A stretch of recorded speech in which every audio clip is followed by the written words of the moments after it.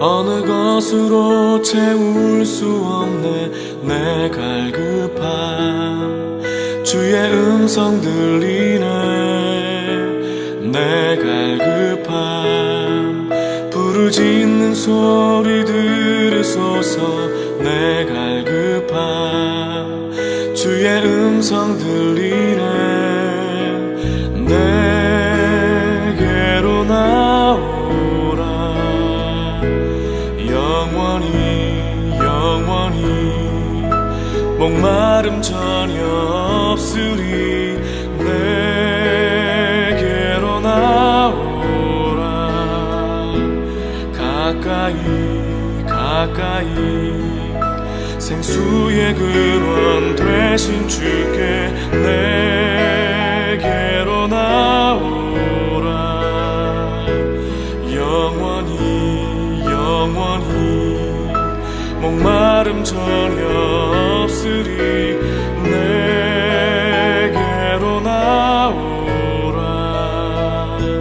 가까이 생수의 근원 되신 주께.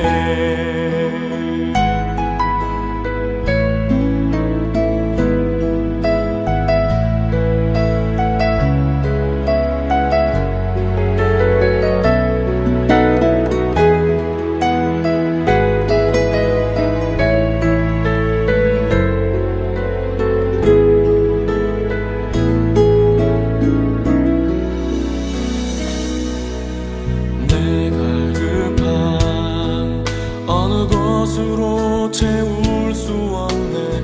내 갈급함 주의 음성 들리네.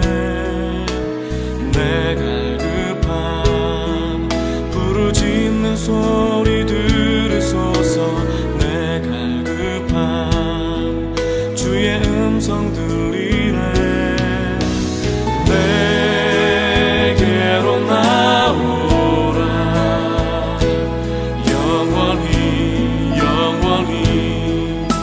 목마름 전혀 없으리. 내게로 나오라. 가까이 생수의 근원 되신 주께 내게로 나오라. 영원히 목마름 전혀 없으리. 내게로 나오라. 가까이 생수의 근원 되신 주께 내게로 나오라. 영원히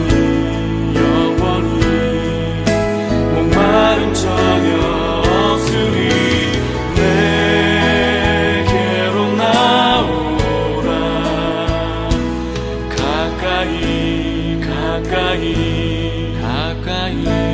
가까이 생수의 근원 되신 주께.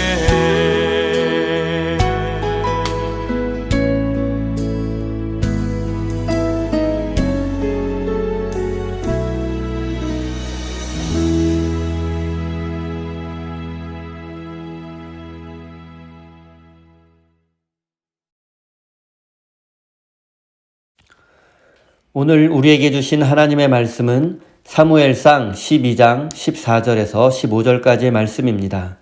다 같이 화면을 보시면서 함께 읽겠습니다. 만일 당신들이 주님을 두려워하여 그분만을 섬기며 그분에게 순종하여 주님의 명령을 거역하지 않으며 당신들이나 당신들을 다스리는 왕이 다 같이 주 하나님을 따라 산다면 모든 일이 잘 될 것입니다.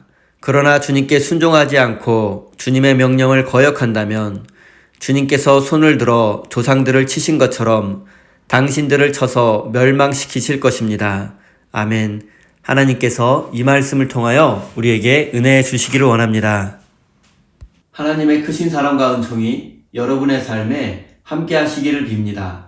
오늘은 말씀에 귀를 기울이고 순종해야 하는 이유라는 제목으로 함께 하나님의 말씀을 나누겠습니다. 오늘 본문 말씀에는 암몬 왕의 군대를 물리치고 이스라엘 12지파의 최초의 왕이 된 사울의 즉위식과 그 즉위식에서 하나님의 말씀을 선포하는 사무엘 선지자의 이야기가 기록되어 있습니다. 지난주에 살펴보았던 것처럼 사무엘 선지자는 자신의 의롭고 정직한 삶에 대해서 하나님과 백성들에게 인정을 받았습니다. 사무엘은 하나님께 선택받은 사사와 선지자로서 최선을 다했으며 모든 백성들에게 인정받고 존경받는 삶을 살았습니다. 그리고 그런 그가 이제 이스라엘의 공식적인 통치 권한이 사울에게 이양되는 자리에서 왕은 하나님의 말씀에 귀를 기울이고 백성들도 하나님을 잊어서는 안 된다는 사실을 강조하고 있습니다. 하나님은 과거 이집트에서 노예로 살던 이스라엘 백성들을 해방시켜 주었으며 가나안 지역에서 정착해서 살 수 있도록 인도해 주었습니다. 그 과정에서 백성들이 하나님을 배반하고 우상 숭배에 빠졌을 때에는 그들이 이방 민족들의 침략을 받아 고통을 당하게 되었습니다. 하지만 그들이 하나님을 찾고 하나님께 부르짖으면 하나님은 언제나 그들을 용서해 주었고 다시 그들을 구원해 주었습니다. 하나님은 이스라엘 백성들이 부르짖을 때마다 모세와 여호수아와 그리고 사사들을 세워서 그들을 구원해 주었습니다. 하나님은 이스라엘의 참되고 영원하신 왕으로서 이스라엘을 다스렸습니다. 그리고 하나님의 다스림에는 아무런 문제가 없었습니다. 문제는 오직 백성들에게 있었습니다. 그들이 왕이신 하나님을 버리고 우상 숭배에 빠진 것, 그것이 모든 문제의 근원이었습니다. 하지만 백성들은 자신의 근본적인 문제를 깨닫지 못하고 계속해서 왕을 요구했습니다. 그래서 사무엘서 기자는 백성들에게 당신들이 요구하고 당신들이 선택한 왕이 여기 있다라고 말했습니다. 그 왕은 바로 사울이었습니다. 사무엘 선지자가 이스라엘 역사를 회고하며 백성들에게 전달하려 했던 메시지는 분명합니다. 그것은 과거에도 적들의 침략과 위기가 있었으며 앞으로도 그런 일들은 반복될 것입니다. 그리고 그런 적들의 침략과 위기가 반복되는 것은 바로 백성들이 왕이신 하나님을 잊어버리고 우상 숭배에 빠졌기 때문입니다. 따라서 위기의 근본적인 문제는 적들의 존재가 아니라 하나님을 잊어버리고 우상 숭배에 빠지는 것입니다. 하나님은 이스라엘 백성들이 부르짖으며 도움을 요청할 때마다 항상 그들을 구원해 주셨습니다. 그런데 이스라엘 백성들은 적들의 침략을 핑계로 지금까지 계속해서 하나님께 왕을 요구해 왔던 것입니다. 우상 숭배를 멈추고 하나님께 돌아가는 것이 아니라 왕을 요구한 것입니다. 가나안 지역에 정착해서 살게 된 이스라엘은 왕정 제도가 선진 국가 시스템이라고 생각했고 자신들도 왕을 가지게 되면 강력한 나라를 건설하고 더 이상 다른 나라의 침략을 받지 않게 될 것이라고 생각했습니다. 그들은 그럴싸한 핑계를 대며 왕을 요구했습니다. 사무엘은 나이가 많아 늙었고 그의 아들들은 아버지 사무엘처럼 정직하고 의롭지 못합니다. 그러니 왕이 필요하다는 것입니다. 하지만 백성들의 마음 깊은 곳에는 보이지 않는 하나님의 통치보다 보이는 것을 의지하려는 우상 숭배적 욕구가 자리 잡고 있었습니다. 우상 숭배의 본질이 자신의 욕망을 형상화하여 섬기는 것이기 때문에 사무엘은 백성들의 욕망이 형상화된 사울을 너희가 구한 왕, 너희가 택한 왕이라고 말한 것입니다. 가나안에 정착한 이스라엘은 당시 고대 근동사회에서 문명의 후발주자였습니다. 그리고 그들은 주변의 강력한 나라들을 보면서 그들과 같이 강력한 나라를 이루고 선진 문화를 건설하기를 원했습니다. 강력한 군대, 화려한 도시, 관계 수로를 바탕으로 한 대규모 선진 농업, 그리고 멋진 신전 등과 같은 다른 나라들과 같이 강력한 군대, 화려한 도시, 그리고 관계 수로를 바탕으로 한 대규모 선진 농업과 멋진 신전 등 다른 나라들의 수준 높은 문명을 부러워했습니다. 그리고 이러한 문명을 이룰 수 있었던 이유는 바로 왕의 강력한 지도력 때문이라고 생각했습니다. 이때까지 이스라엘은 12지파가 가나안 산간 지역에 흩어져 살며 제대로 연합하지 못했고 늘 주변 나라들에게 침략당하고 약탈당하는 약소국가였습니다. 그들은 왕정 제도가 가져올 부작용에 대해서도 어느 정도 알고 있었지만 그 모든 것을 감수하고서라도 강력한 나라가 되기를 바랬습니다.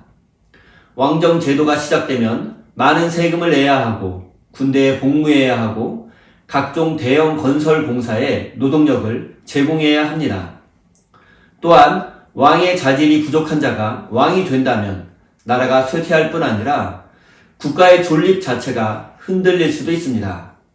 하지만 백성들은 이 모든 위험을 감수하고 자유를 제한당하더라도 왕이 약속해주는 번영과 안전을 원했습니다. 그들은 보이지 않는 하나님의 통치, 예측할 수 없는 하나님의 통치보다 자유를 제한당하더라도 예측 가능하고 안정적인 삶이 매력적이라고 생각했습니다. 그리고 그런 왕정 국가를 세우기 위해서 사무엘 선지자에게 왕을 세워달라고 끊임없이 압박했던 것입니다. 하나님은 이스라엘이 왕정 국가가 되는 것을 원하지 않았습니다. 그럼에도 하나님은 사울을 이스라엘의 왕으로 세우셨습니다. 그 이유가 무엇이겠습니까? 하나님은 왕을 요구하는 백성들의 마음속에 우상숭배적 요소가 있음을 아셨음에도 왕을 세워주신 이유가 무엇이겠습니까? 우리도 신앙생활을 하다 보면 너무 간절히 원하는 것이 생길 때에 그 문제를 위해서 간절히 기도할 때가 많습니다. 비록 그 기도의 내용에 옳지 않은 부분이 있더라도 너무 간절하게 기도하면 하나님께서 응답해 주실 때가 많습니다.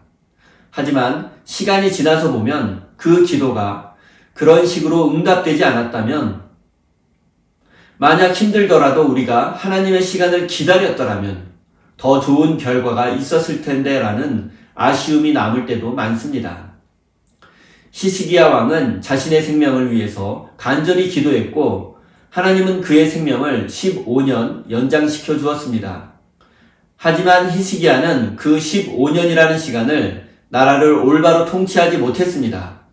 그는 바벨론과 동맹을 맺었고 이스라엘은 더욱 부패하고 타락하게 되었습니다. 그리고 그의 치세 15년 동안 남유다는 거의 멸망 직전에 이르게 되었습니다.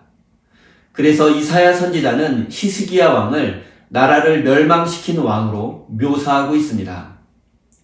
히스기야가 간절히 기도해서 15년을 더 살게 되었지만 그의 기도가 응답되지 않았더라면 어쩌면 남유다에는 희망이 있었을지도 모릅니다. 사랑하는 성도 여러분, 하나님은 우리의 간절한 기도를 외면하지 않을 것입니다. 하지만 과연 우리의 기도가 우리가 원하는 방식으로 응답되는 것이 옳은 것인지에 대해서는 생각해 볼 문제입니다. 그리고 이것이 바로 우리가 하나님의 뜻이 이루어지기를 위해서 기도해야 하는 이유입니다.